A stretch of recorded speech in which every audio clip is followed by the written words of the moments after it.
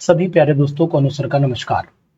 UP PGT examination हो, चाहे BPSC examination हो या डी ट्रिपल एस बी, सभी पीजीटी एग्जाम में ये फिजिकल केमिस्ट्री के कुछ डायरेक्ट क्वेश्चंस आते हैं जो फार्मूला बेस होते हैं। आप पेपर उठाइए और देख लीजिए, ये क्वेश्चन आपको जरूर मिलेंगे। इन टॉपिक्स पर आज हमारा पूरा डिस्कशन चलेगा, तो आप ये वीडियो बिल्कुल इंपॉर्टेंट वीडियो है और इसकी पीडीएफ का लिंक भी मैं डिस्क्रिप्शन में डाल दूंगा। आपको लिंक भी मिल जाएगा, ये पीडीएफ भी आप डाउनलोड कर सकते हो। लेकिन सबसे पहले आपको ये जरूर ध्यान देना पड़ेगा कि कौन कौन से फार्मूले हैं जो हमारे लिए बहुत इंपॉर्टेंट बन जाते हैं और इन पर क्वेश्चन भी एग्जाम में लगातार आते हैं। तो इस वीडियो को शेयर करना ना भूलिए, सब्सक्राइब करना ना भूलिए और साथ ही साथ चैनल पर कमेंट करना बिल्कुल नहीं भूलिएगा।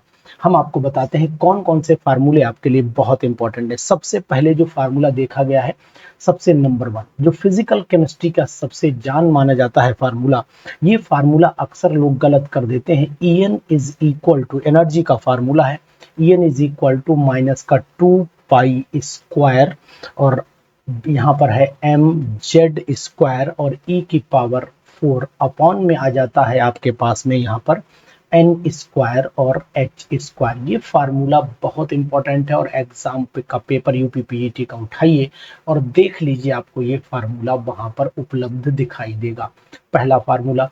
नंबर 2 सेकंड फार्मूला जो एग्जाम में फिर बहुत पूछा गया है, जिसको आप रोक नहीं पा रहे हैं, बिल्कुल 100% पूछा जाता है। जिस फार्मूले का अगर रेडियस कैलकुलेट करना है, कहीं पर रेडियस आर एन बोलते हैं, मैं स्मॉल आर भी बनाता हूँ, कैपिटल आर चूंकि केमिस्ट्री में बहुत ज्यादा दिक्कत करता है, इसलिए small R N is equal to हो जाता है N square upon Z into R naught. ऊपर होता है आर नॉट, तो यहाँ पर ऐसा करिए आप कि आर नॉट पहले लिख लीजिए, R naught into N square upon Z. ये फार्मूला भी बहुत ज्यादा पूछा गया भैया, तो इसको भी आप अच्छे से याद कर लीजिए। ये फार्मूला की जो सीरीज है वो आपको मैं लगातार दे रहा हूँ, इसको आप भूलना नहीं है और चूकना नहीं है। पूरे फार्मूला की सीरीज को आप पूरे अच्छे ढंग से अपने दिमाग में उतार लीजिए।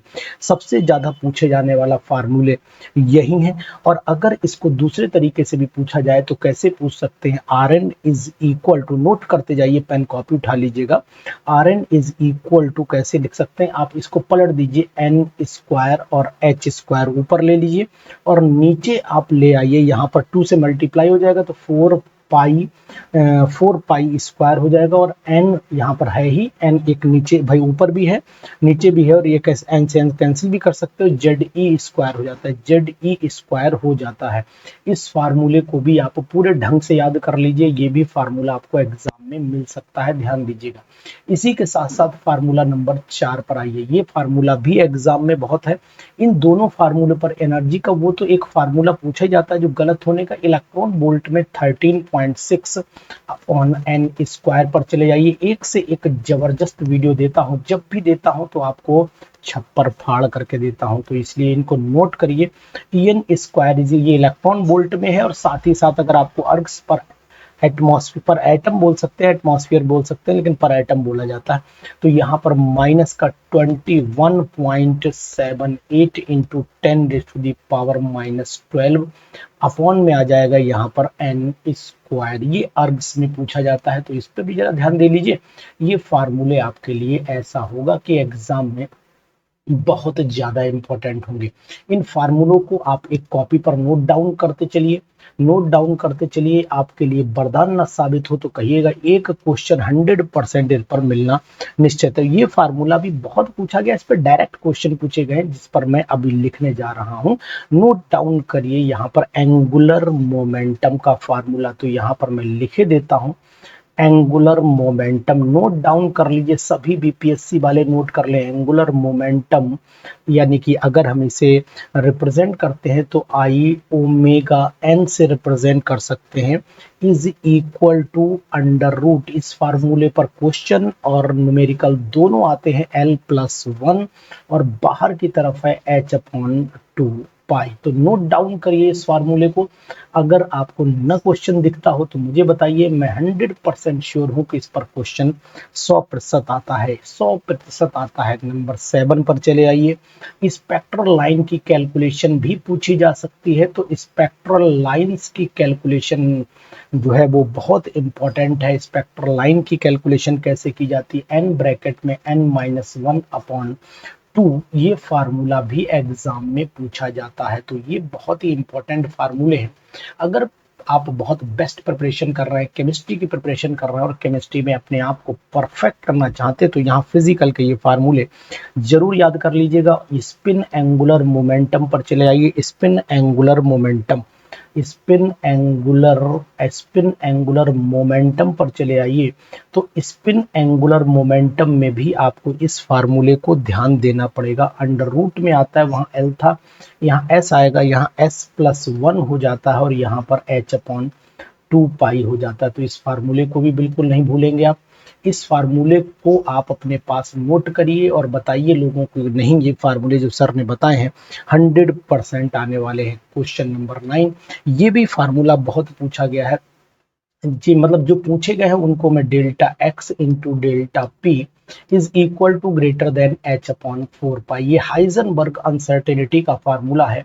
और ये साथ में बहुत कम पूछा गया है, lambda is equal to h/m into c, ये डी ब्रॉगली का फार्मूला है। फिलहाल ऊपर वाला फार्मूले पर मैं इंपॉर्टेंट बता रहा हूं क्योंकि वही फार्मूला एग्जामिनेशन में बहुत जबरदस्त पूछा गया है। तो ये आपको पूरी पीडीएफ अभी मैं अपलोड कर दूंगा, अपने व्हाट्सएप टेलीग्राम ग्रुप पर अपलोड कर दूंगा, तो सबसे अच्छा रहेगा वहीं से आप डाउनलोड इसे कर लीजिएगा, ठीक है ना।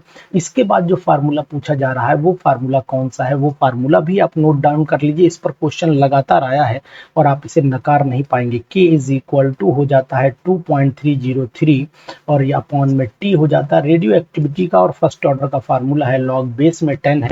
चलिए लॉग बेस 10 तो आपको पता ही रहता है, इसको लिखने की भी बहुत आवश्यकता नहीं होती है। यहाँ पर a/a-x भी लिखते हैं, और अगर आप और करके लिखना चाहे तो 2.303 upon T log initial concentration in initial amount N naught लिख सकते हो, फाइनल अमाउंट में एन नॉट माइनस एन, इस तरीके से भी लिखा जाता है। तो इस फार्मूले को भी बिल्कुल आप अच्छे ढंग से याद कर लीजिए। इस पर अगर न्यूमेरिकल ना आया हो तो मुझे इन्फॉर्म करिए कि सर आप नहीं, इस पर कोई न्यूमेरिकल नहीं आया है, और इस पर भी न्यूमेरिकल आया है। यूपी पीजीटीज में तो खूब ही आता है, और साथ ही साथ आपका DSSD में भी रेडियो एक्टिविटी जो स्ट्रक्चर ऑफ एटम से जुड़ी हुई है वहां पर भी क्वेश्चन बन जाता है। तो ये क्वेश्चन भी आपको यहाँ पर लैम्डा भी लिखते हैं, के भी लिखते हैं, ये केमिकल काइनेटिक्स में भी काम आ जाता है, और आपका रेडियो एक्टिविटी का फार्मूला भी बन जाता है भैया। तो इसके साथ साथ एक काम और कर लीजिए, अगर आपने यही फार्मूला पढ़ना है तो एक फार्मूला और मेरे ढंग से पढ़ लीजिए। 13 पॉइंट पर जो फार्मूला है वो n/n0 is equal to half की पावर n, ये फार्मूला भी पढ़ लीजिए। इस पर क्वेश्चन जरूर आता है, बहुत ही इंपॉर्टेंट आपको अब मैं बता रहा हूं। तो ये वीडियो अगर आपने नहीं देखी तो समझ लीजिए कुछ नहीं देखा आपने। अगर ये वीडियो नहीं देखी तो फिजिकल केमिस्ट्री की तैयारी आपने नहीं की है, मान लीजिएगा। तो ये तरीके, और डायरेक्ट जो यूनिट पूछी जाती है वो भी आप नोट कर लीजिए। 1 रदरफोर्ड किसके बराबर होता है, ये भी पूछा गया। 1 रदरफोर्ड इज इक्वल टू होता है 1 रदरफोर्ड इज इक्वल टू होता है 10⁻⁶ डिसइंटीग्रेशन, ठीक है, पर सेकंड बोल सकते हैं, डिसइंटीग्रेशन पर सेकंड, DPS बोल सकते हैं, डिसइंटीग्रेशन पर सेकंड बोल सकता हूं। और अगर दूसरा 1 बेक्यूरल आपसे पूछा जाए कि 1 बेक्यूरल कितना होता है, तो 1 बेक्यूरल भी आप बता दीजिएगा कि 1 डिसइंटीग्रेशन पर सेकंड ही होता है। तो ये फार्मूले डायरेक्ट पूछे गए हैं एग्जाम में, वो पेपर सब मैंने मॉडल पेपर से सेलेक्ट किया और आपको बताने की कोशिश लगातार कर रहा हूं कि भैया इनको जरूर याद कर लो, भूलना नहीं, ये खूब पूछे जाते हैं। 1 क्यूरी भी पूछा जाता है, तो यहीं पर 1 क्यूरी भी आप नोट कर लो। मेरे हिसाब से 1 curie is equal to 3.7 into 10⁻10 disintegration per second होता है। तो ये चीजें नोट डाउन करिए।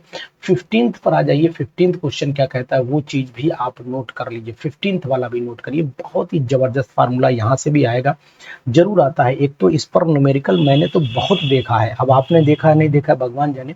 Minus delta G naught direct लिख दीजिए, चलिए माइनस हटाइए, माइनस हटा दीजिए, delta G naught is equal to minus का आर टी एलन के, या फिर इसको ऐसे भी देखा गया है माइनस का 2.303 आर टी लॉग के सी करके या के करके भी देखा गया है।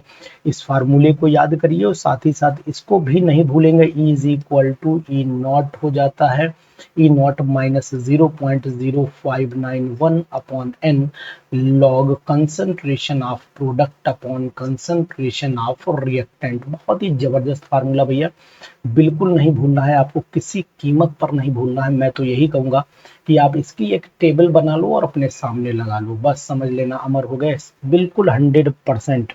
अरे यार तैयारी करनी है तो जबरदस्त करनी है, नहीं तो बिल्कुल भी नहीं करनी है। एक फार्मूला जो शायद आप अपने दिमाग से स्लिप कर पा रहे होंगे, वो भी बहुत एग्जामिनेशन में पूछा जाता है, और वो है, उस पर क्वेश्चन भी उठाइए। यूपीपीजीटी एग्जामिनेशन का क्वेश्चन आता है जहां पर वो आपका इक्विलिब्रियम कांस्टेंट पर है, इक्विलिब्रियम कांस्टेंट पर हो जाता है, यानी कि W is equal to Z into Q, और जेड क्या होता है, आई टी होता, Q is equal to I T होता, तो W is equal to Z I into आपका टी। इस फार्मूले पर भी क्वेश्चन लगातार पूछे गए हैं, तो जो मैं केवल वही फार्मूले आपको बता रहा हूँ, एक्स्ट्रा फार्मूले नहीं बोल रहा हूँ, जो एग्जामिनेशन में आए हैं, जिन पर क्वेश्चंस आए हैं, उनको ही बोला जा रहा है।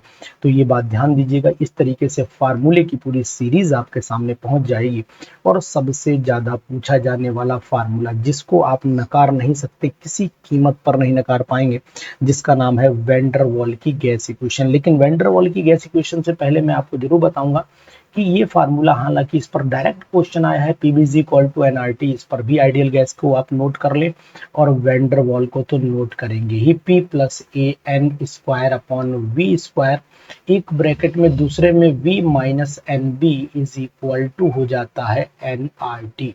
इस फार्मूले को भी आप नोट डाउन करिए और अपनी कॉपी पर इनके नोट्स बनाते चलिए, आपको जरूर लाभ हो जाएगा। अगर आप ये वीडियो देख रहे हैं तो शायद आपको कमेंट जरूर करना चाहिए कि भाई सर ये वाकई में फार्मूले हमारे लिए लाभदायक बनेंगे। लेकिन यहीं पर एक क्वेश्चन जो मैंने पीजीटी एग्जामिनेशन में देखा है और जिसको मैं आप किसी भी कीमत पर नहीं नकार पाऊंगा, R1 अपॉन R2 यानी रेट ऑफ डिफ्यूजन जो होता है वो डेंसिटी का रेसिप्रोकल चलता है, यानी कि D2 अपॉन D1, कैपिटल भी कुछ किताबों में लिखा रहता है, और ये directly inversely proportional molar mass के भी होगा, क्योंकि मोलर मास डेंसिटी के डायरेक्टली प्रोपोर्शनल होता है। तो M2 अपॉन यहाँ पर M1, ये फार्मूला तो जबरदस्त फार्मूला है यार, ये तो हर एग्जाम में भैया पूछ लिया गया है। तो मैं तो यही कहूंगा कि आप फार्मूले छोड़िए मत और बिल्कुल याद करते चलिए, अनुसार की बात को मानिए। और 3 फार्मूले पर मैं लगा रहा हूं कि आएगा बहुत इंपॉर्टेंट, 21, 22, 23।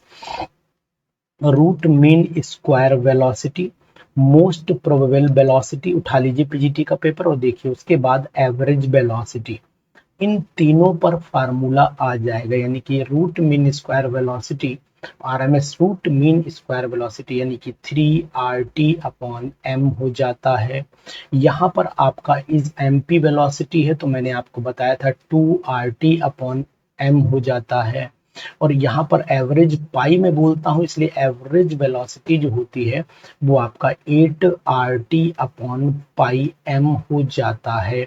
ठीक है, तो ये बात आप ध्यान दीजिएगा कि ये पर जो मैंने यहाँ पर लिख दिया ना, इस पर क्वेश्चन उठाइए और पीजीटी में नोट डाउन करिए, आप बिल्कुल 100% कंफर्म हो जाएंगे कि ये सर सही बता रहे हैं या गलत बता रहे हैं। फार्मूला खूब पूछा गया है और कस के पूछा गया है, ऐसा नहीं कि यहाँ पर कोई फार्मूले में कंजूसी की हुई, 100%। और एक क्वेश्चन जो आना ही है, जिसको निश्चित तौर पर आप कह दीजिए कि सर ये आ गया, अब इस पर आप लिख दीजिए आ गया, बिल्कुल लिख दूंगा आ गया।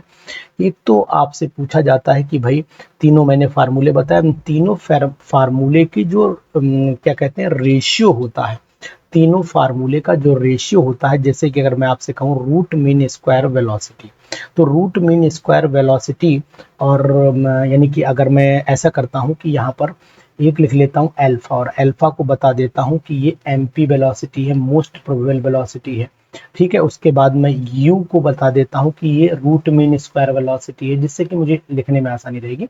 और इसी तरीके से मैं थोड़ा सा इधर पास में ले लेता हूँ, रुक जाइए, एक ही तरफ ले लेता हूँ, जिससे कि आपको नोट डाउन करने में आसानी। यहाँ पर u is equal to, mu नहीं, u इज इक्वल टू ले लेता हूँ मैं रूट मीन स्क्वायर वेलोसिटी ले लेता हूँ, और उसके बाद एवरेज वेलोसिटी को v से रिप्रेजेंट कर देता हूँ। ठीक है, तो ये हो गई आपकी एवरेज। अब इन तीनों का जो रिलेशन है ये पूछा जाता है, यानी alpha v into you, ratio you, इनका रेशियो क्या है।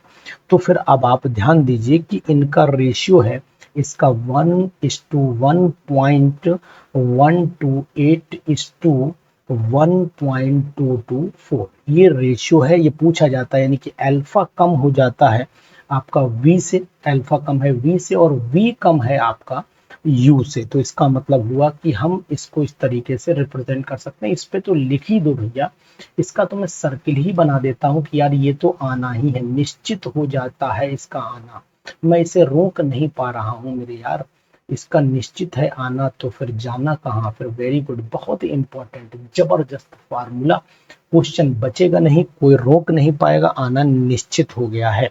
तो बिल्कुल इंपॉर्टेंट है, आप नोट करिए। इसी के बाद चले आइए, अगर मैं आपसे कहता हूं कि ये फार्मूला आया है तो आपको मानना पड़ेगा कि सर आप बिल्कुल सही कर रहे हैं। 25वें फार्मूले पर नोट डाउन डालिए और इंपॉर्टेंट डालिए। दोनों फार्मूले पर क्वेश्चन आए हैं।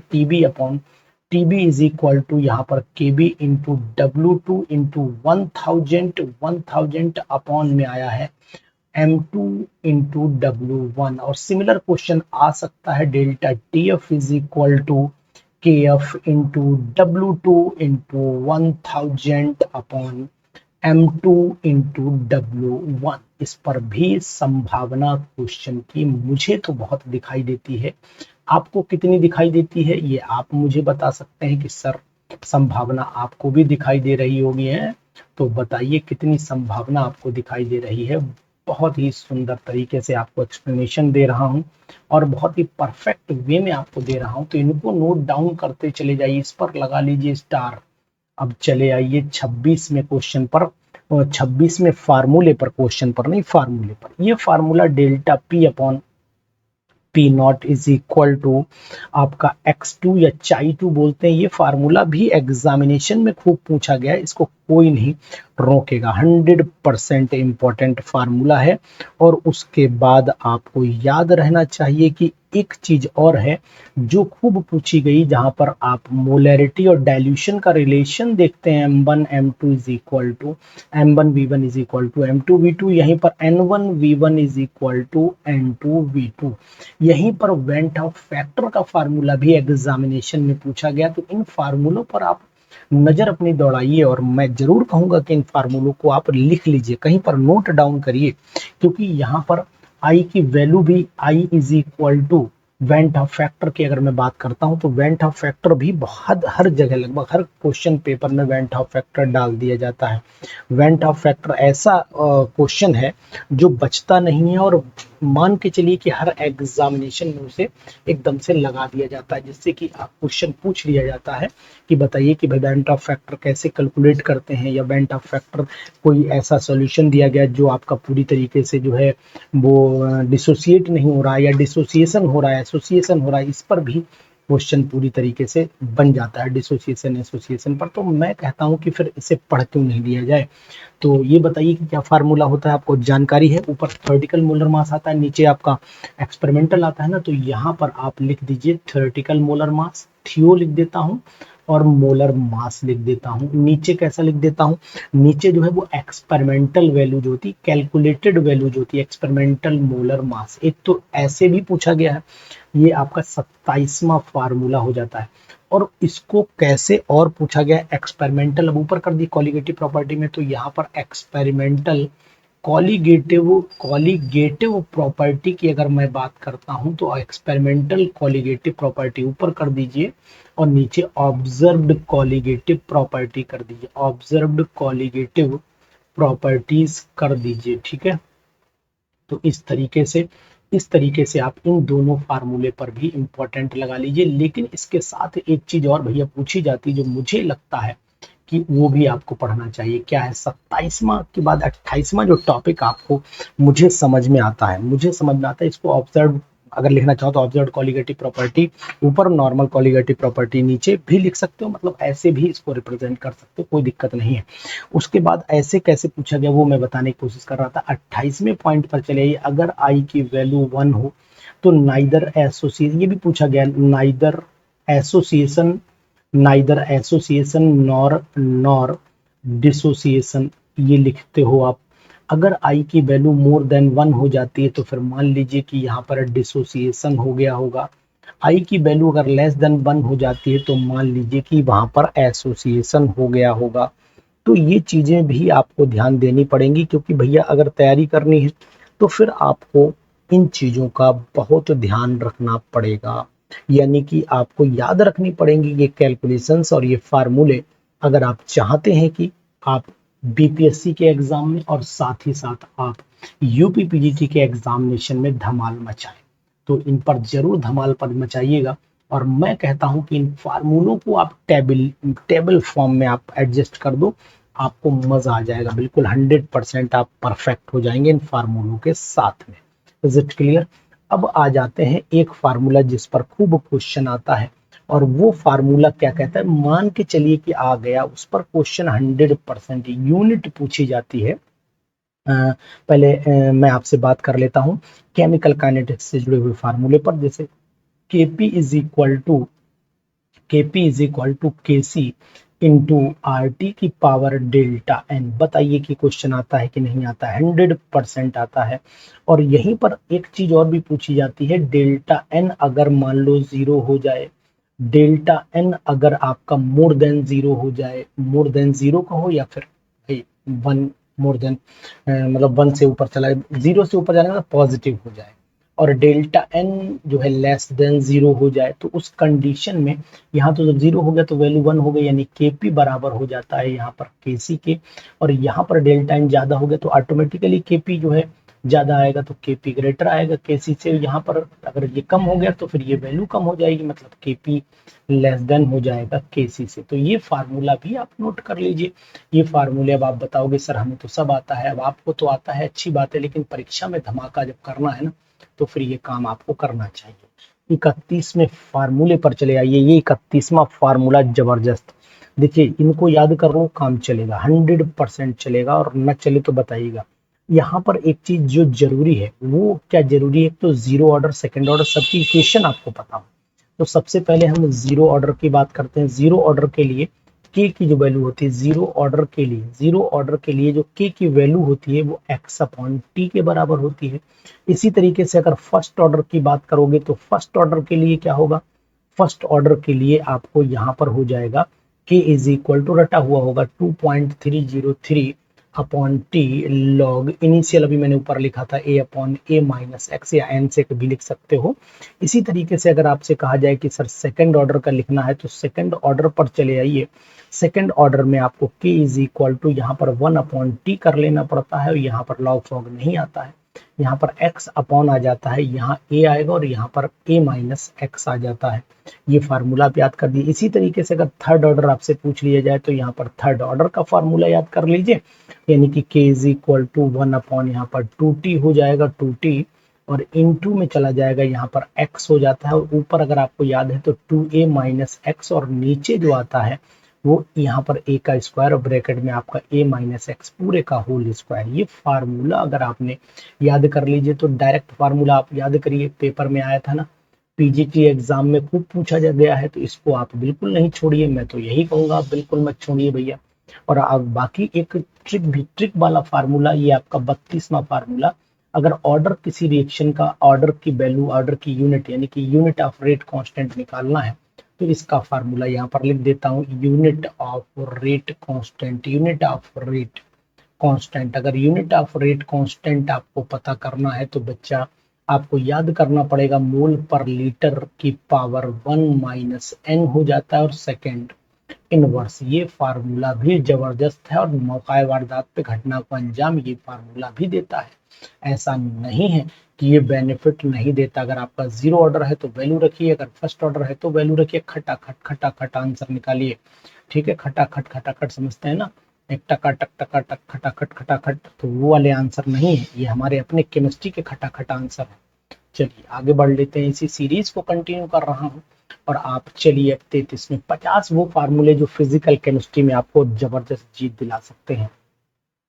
वो 50 फार्मूले कहाँ से आए, यानी कि एक तो आप KSP इज इक्वल टू, अब ये डिपेंड करता है कि आपने कौन सा फार्मूला यूज किया। तो KSP इज इक्वल टू आप जो है ऐसा करो कि S इज इक्वल टू, मैं एक काम ये कर देता हूँ, KSP is equal to S square, केवल AB के लिए लिख देता हूँ, AB इज इक्वल टू हो जाता है आपका A positive plus B negative. ऐसे ही अगर मान लो कोई वैल्यू यहाँ पर है तो उस हिसाब से इसको चेंज कर लीजिए। जैसे कि ये KSP is equal to 4S cube भी आ जाता है, 4S क्यूब भी आ जाता है। ये कब होगा, ये ऐसे मान लीजिए CaCl2 ले लिया हमने, और CaCl2 को अगर आपने तोड़ा तो ये डाई पॉजिटिव बनता है, 2Cl नेगेटिव, यहाँ पर S बनता है, यहाँ पर 2S बनता है। तो आप इस फार्मूले से जोड़ सकते हैं, ये आपका 4S क्यूब आ जाएगा, क्योंकि इसका हमें स्क्वायर करना पड़ता है। भाई देखिए KSP is equal to S into 2S का स्क्वायर करते हो तो KSP इज इक्वल टू आ जाता है 4S क्यूब। तो ये फार्मूले पे बेस्ड क्वेश्चन, ये फार्मूला वेरी करता है, तो यहाँ पर वेरिएशन दिखाई दे सकता है आपको, तो वेरिएशन का ध्यान दीजिएगा, ये वेरिएशन है, ये वेरिएबल फार्मूला है, यहाँ वेरिएशन आपको नजर आ सकता है। तो इस वेरिएशन को आप नजरअंदाज नहीं करेंगे, वेरिएशन को ध्यान रखेंगे। इस फार्मूले को नोट डाउन कर लीजिए, कहीं पर यूनिट को जरूर नोट डाउन करिएगा, और इसके साथ में जो जबरदस्त फार्मूला है बिल्कुल छूटता नहीं और आना ही है, इसको नोट डाउन करिए। इस 33 को मैं अंदर दे दूं, बेचारे को बाहर ही कर दिया है। चलिए पहले मैं अंडू कर देता हूँ, इसे अंडू करता हूँ।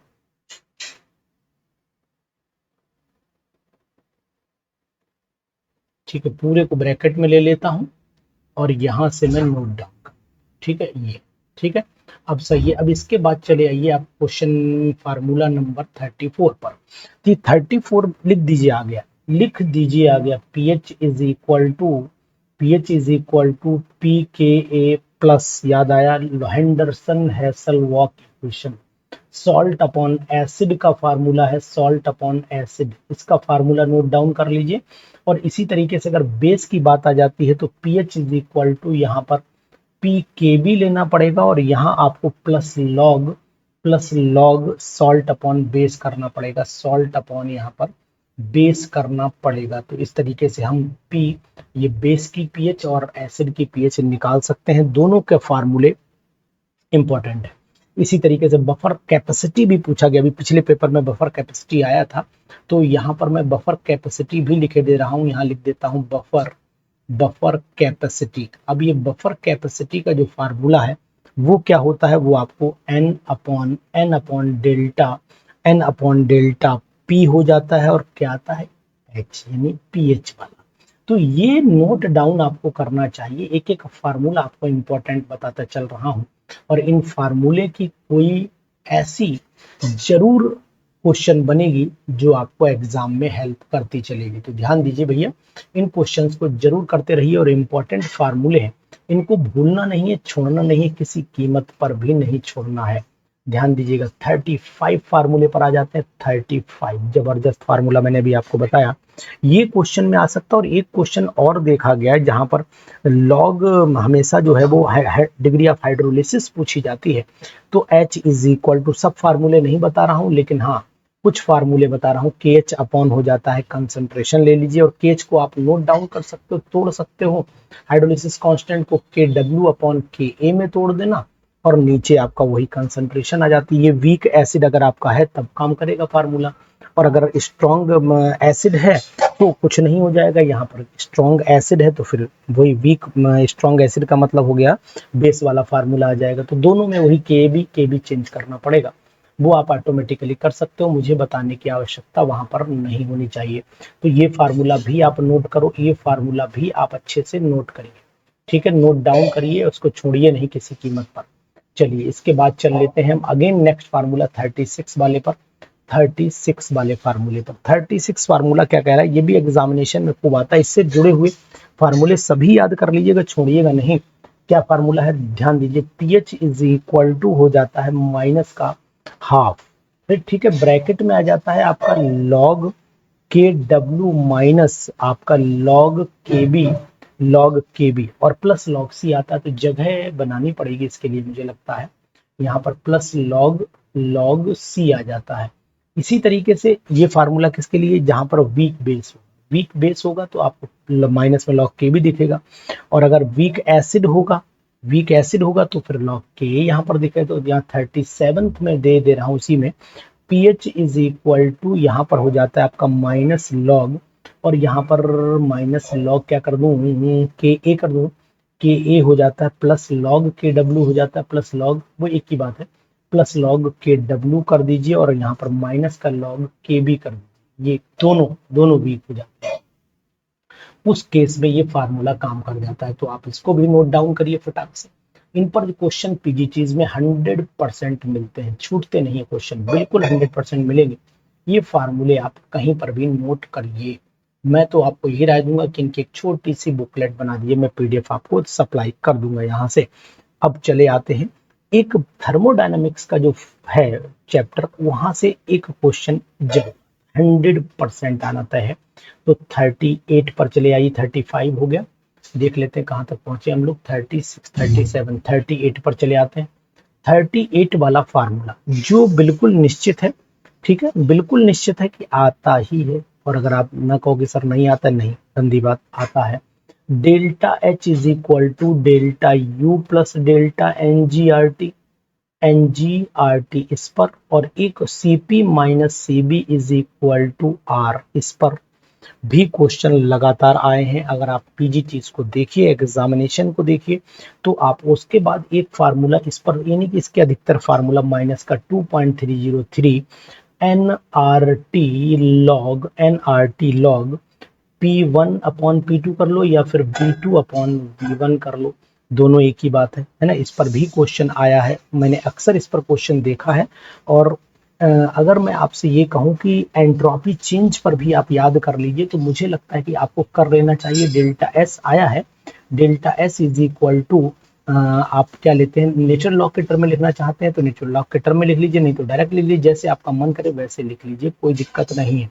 तो यहाँ पर मैं CB के टर्म में लिख देता हूँ, मुझे CB के टर्म में इस समय याद है, CB is equal to natural log T2 upon T1 हो जाता है। ऐसे CP लिखोगे तो CP लिख सकते हो, तो delta S is equal to CP natural log T2 upon T1 करके भी लिख सकते हो, कोई दिक्कत नहीं है। इस पर भी क्वेश्चन बहुत ज्यादा आया है, और मैं तो आपसे कहूंगा इस फार्मूले को भैया कतई नहीं छोड़िए, क्योंकि ये फार्मूले एग्जामिनेशन में ऐसे लगता है कि यार अगर पढ़ के नहीं गए तो नुकसान ना हो जाए कहीं, ऐसा महसूस होता है। तो मैं आपको सही सलाह यही दूंगा कि इन फार्मूलों को आप बिल्कुल अपने कंठस्थ कर लीजिए। और एक जो सबसे फेमस फार्मूला है यूपीपीजीटी का, तो भाई बहुत ही फेमस है, तो यूपीपीजीटी के फार्मूले को मैं यहाँ पर स्टार बना करके दे रहा हूँ कि भैया इसे याद कर लो। क्या फार्मूला है, DP upon dt, sorry DH नहीं, dt इज इक्वल टू होता है डेल्टा H अपॉन, बताओ कि आया था कि नहीं आया था, T डेल्टा V आया है, सन 2015 में भी आया है ये क्वेश्चन। और इसे dp अपॉन dt, इसे ब्रेक करके भी दिखा सकते हो, dp upon dt is equal to हो जाता है डेल्टा V, और ब्रैकेट में लिख सकते हो T ब्रैकेट में V2 माइनस V1 करके लिख सकते हो, है ना। तो इस तरीके से नोट डाउन करो, ये इस तरीके से कर लो, ठीक है। तो ये इंपॉर्टेंट हो गया, बहुत इंपॉर्टेंट है, आपको ये ट्रिक जबरदस्त है, आएगी आपको 40 क्वेश्चन, 40 क्वेश्चन पे आ जाइए। ये भी न पूछा गया हो तो बताना, 100% पूछा गया है। और आपको ये भी बताऊंगा कि इस फार्मूले को आप ऐसे नोट करो कि मान के चलो आ गया, ठीक है।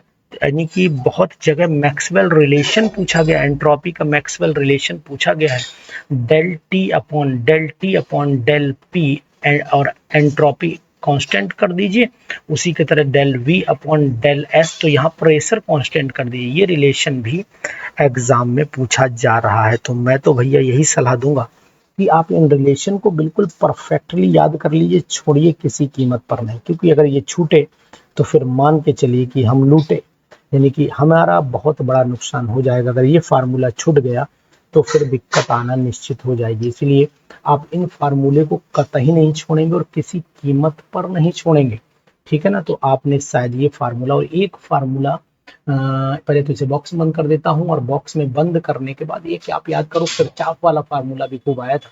तो किरचॉफ इक्वेशन डायरेक्ट भी पूछेगी, वैसे भी पूछेगी। मैं तो आपसे यही कहूँगा किरचॉफ इक्वेशन आप याद कर लो, और किरचॉफ इक्वेशन अलग अलग तरीके से पूछी गई है, तो मैं यहाँ पर एक तरीका लिख ही देता हूँ, है ना। किरचॉफ इक्वेशन कांस्टेंट प्रेशर पर लिखे दे रहा हूँ। 41 पर चले आइए।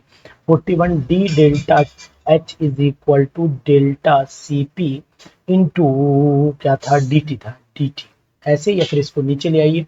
डी डेल्टा एच अपॉन हो जाता है आपका डी टी हो जाता है is equal to delta C P करके भी पूछा गया। ऐसे आप अगर सीबी के टर्म में देखना चाहो तो सीबी के टर्म में भी आप 42 वाले 42 के ऐसे 41 ही रहना, तो सीबी के टर्म में भी आप इसे लिख सकते हो। मेरी राय में से तो लिख सकते हो D delta U is equal to delta C B, और नीचे ले आइए आप डी टी। इस तरीके से आप इसको भी नोट डाउन करिए, ये भी एग्जामिनेशन में पूछा गया है।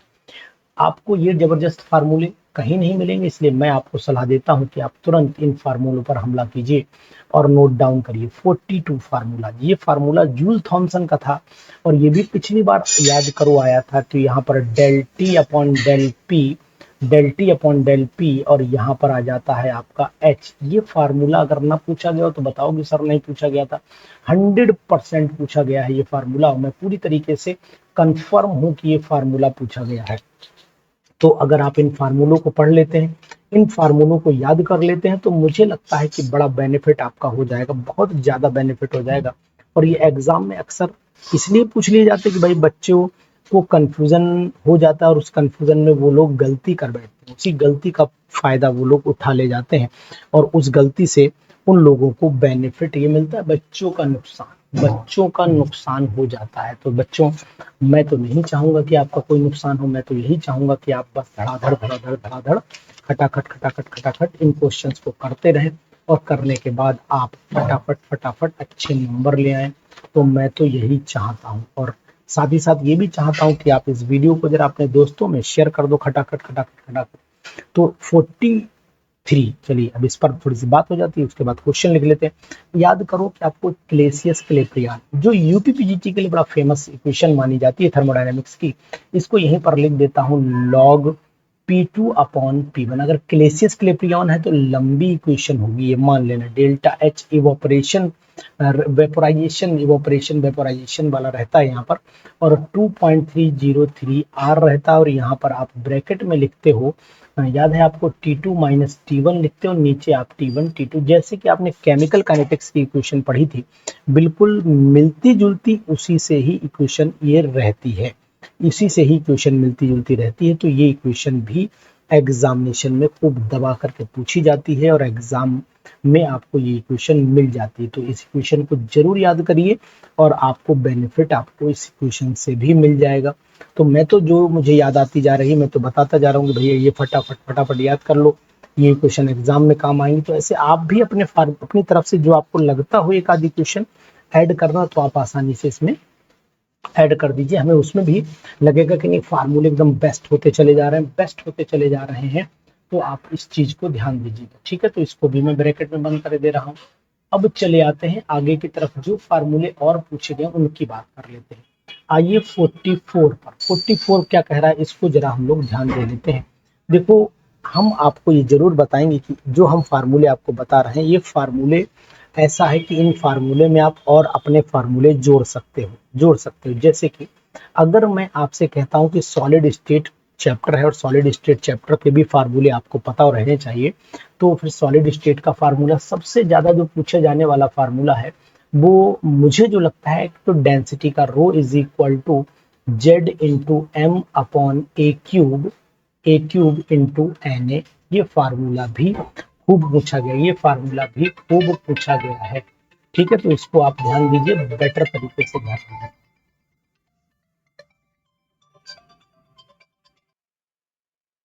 तो इस फार्मूले को जरूर याद करिए, उसी के साथ साथ 45 फार्मूले पर चले आइए, जो बहुत पूछा गया है एग्जामिनेशन में, और मैं तो कहूंगा कि कोऑर्डिनेशन नंबर का फार्मूला। यानी कि कोऑर्डिनेशन नंबर्स आप जरूर याद कर लीजिए, कोऑर्डिनेशन नंबर्स। और किस किस के याद करने हैं कोऑर्डिनेशन नंबर, वो मैं आपको हिंट दिए दे रहा हूँ, नोट कर लीजिए चाहे कहीं पर भी। कोऑर्डिनेशन नंबर सबसे पहले आप NaCl का याद करिए, उसके बाद Zn(S) का करिए याद, उसके बाद CaF2 का याद करिए, और CaCsCl सीजियम क्लोराइड का भी याद कर लीजिए, FeO का याद कर लीजिए, और आप मेरे हिसाब से Fe3O4 का भी याद कर लीजिए। इनके कोऑर्डिनेशन नंबर अगर आपने भैया याद कर लिए, फिर मान लूंगा कि मैं आपने तैयारी अपनी परफेक्ट कर ली है, एकदम दमदारी के साथ में। मैं केवल न्यूमेरिकल पॉइंट ऑफ व्यू से बात कर रहा हूँ। और अगर आप देखते हो तो एक फार्मूला जो है वो रेडियस भी पूछा जाता है, रेडियस रेशियो का पूछा जाता है, तो रेडियस रेशियो के फार्मूले भी आप जरूर याद कर लीजिए, क्योंकि रेडियस रेशियो जो होता है वो अलग अलग फार्मूले उसके हैं, तो इसलिए यहाँ पर लिखना, अगर आप कहो तो रिलेशन लिख देता हूं, तो रिलेशन वाला फार्मूला मैं 46 बना देता हूं आपसे। तो यहाँ पर 46 वाला फार्मूले पे चले आइए। 46 वाले फार्मूले में हम रेडियस लिख दे रहे हैं। अगर सिंपल का निकालना है तो वो आपको पता है R=A/2 होता ही है। अगर आपको बॉडी सेंटर्ड का, तो यहाँ पर ऐसा करते हैं, हम यहाँ ब्रैकेट में लिख देते हैं सिंपल, जिससे कि कंफ्यूजन भी ना हो। अगर दूसरे बॉडी सेंटर्ड का निकालना तो बिल्कुल रटा होगा, R=A√3/4 हो जाता है, यही था ना। तो इसका मतलब ये हमारा BCC का हो जाता है, यही है ना, चेक भी कर लीजिए। R= अब 2√2/R, ये आपको पता ही है, तो R=A/2√2/4 कर दो, चाहे 2√2 कर दो, एक ही बात है। तो यहाँ पर 2 कर दीजिए, तो ये A/2 और √2 हो जाता है, वो एक ही बात। 2 से ऊपर मल्टीप्लाई करो, √2 से ऊपर, √2 से नीचे, तो ऑटोमेटिकली वही आ जाएगा। ये आपका FCC का आ जाता है, FCC का फार्मूला आ जाता है। तो आप इस फार्मूले को भी भैया याद कर लो, बहुत ही जबरदस्त फार्मूले आपको बता रहा हूँ कि इनको याद ही करना है, छोड़ना किसी कीमत पर नहीं है। अगर ये फार्मूले आपने याद किए तो फिर मान के चलना कि सिलेक्शन के एक ऐसे पायदान पर आप जरूर खड़े होंगे जहां पर आपको जीत दिखाई दे रही होगी, 100% जीत दिखाई दे रही होगी। तो ये 46 फार्मूले मैंने आपको बताए, और इन 46 फार्मूलों के साथ साथ आप कुछ टॉपिक जरूर पढ़ लीजिएगा, कुछ टॉपिक पढ़ लीजिएगा जिनको मैं बताता चल रहा हूँ। 47, एक तो आप याद कर लेना स्टैंडर्ड हाइड्रोजन इलेक्ट्रॉन, इसकी कैलकुलेशन जरूर पढ़ लीजिएगा, कैलकुलेशन आपको भूलना नहीं है, जरूर पढ़ लेना है। उसके बाद 48 पर आपको मैक्सवेल इक्वेशन जरूर पढ़ लेनी है, मैक्सवेल इक्वेशन आपको पढ़ लेनी है, मैक्सवेल इक्वेशन आपको नहीं छोड़नी है। और उसके बाद डेविएशन ऑफ, मतलब जो वेंडरवाल गैस इक्वेशन में डेविएशन है ना, वो पढ़ लेना है। तो यानी कि डेविएशन फ्रॉम आइडियल बिहेवियर लिख देता हूं, तो मैं केवल डेविएशन लिख दे रहा हूं, डेविएशन आपको जरूर लिखना है। और 50 पर आपको जरूर याद कर लेना है, यानी कि van der Waals gas equation under different conditions, van der Waals gas equation, van der Waals gas equation under different condition, जैसे रिड्यूस्ड प्रेशर पर, रिड्यूस हाई टेम्परेचर पर, हाई प्रेशर पर, लो प्रेशर पर, इस तरीके से मैंने बताई है, उनको जरूर आप याद कर लीजिए। तो ये वीडियो दोस्तों तक जरूर शेयर करिए। अगर आपको PDF टेलीग्राम ग्रुप पर मैं भेजूंगा, उससे यहाँ पर डाउनलोड कर लीजिए। मस्त टॉपिक है, मस्त तरीका है, आपको बेनिफिट जरूर। Thank you, have a nice day.